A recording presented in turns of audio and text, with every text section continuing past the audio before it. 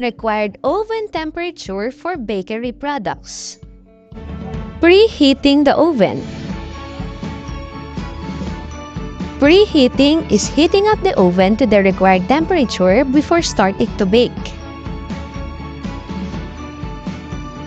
Preheating the oven is a requirement before baking, and this step is important to automatically activate the leavening agents in the batter. Steps in preheating the oven. 1. Open the oven and check for any items left or stored. Make sure that the oven is empty before baking. 2. Turn on the oven.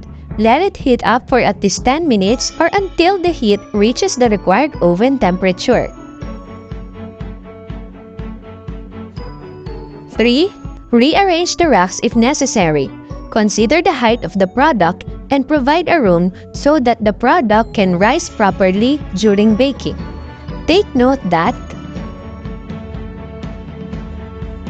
products that need to have brown and crispy top must be placed at the top of the oven, and products that need to get brown and crispy bottom are placed at the bottom of the oven. Processes during baking. Activation of leavening agents. The heat from the oven will accelerate the leavening properties of baking powder, baking soda, yeast, and other leavening agents. Gelatinization of starches. At this stage, the starch expands and becomes firmer because of the absorbed moisture. The temperature at which gelatinization starts differs per starch, but usually at 60 degrees Celsius to 80 degrees Celsius or higher. Coagulation of proteins. This ensures that gas is trapped inside the mixture. Usually, coagulation starts at about 74 degrees Celsius or 165 degrees Fahrenheit. Evaporation. Evaporation of water takes place during the baking process, which contributes in the forming of crusts. Melting of fats. When fats melt, they make a product more flexible for increasing its volume. Browning and formation of crust. When the water in dough evaporates and makes it dry, the crust is formed. When sugar is heated, it turns brown and caramelization takes place. Together with the Maillard reaction or the browning of protein, they contribute to the color and flavor of the baked product. Oven temperature and meaning. This table shows the corresponding number of degrees Celsius for each degree Fahrenheit value.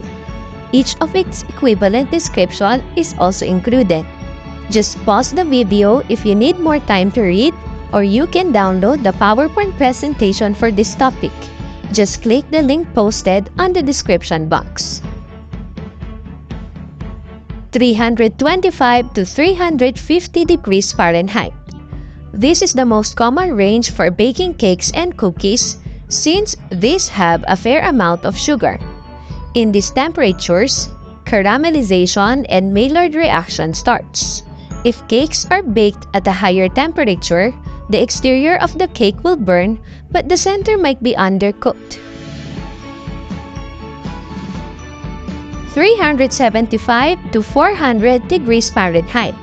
Higher temperature means shorter baking time and ensures crisp edges to some types of cookies and baked goods with cheese.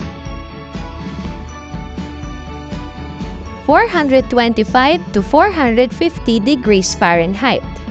The high temperature will ensure a golden color to the baked products with a shorter cooking time.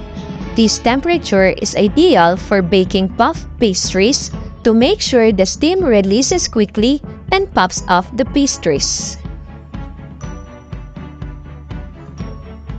475 degrees Fahrenheit or higher. This temperature is ideal for making pizza to ensure crisp edges but light and not dense on the inside. Baking temperature and baking time. It is important to observe the standard baking temperature for baked products to generate consistent result and standard baked products as well.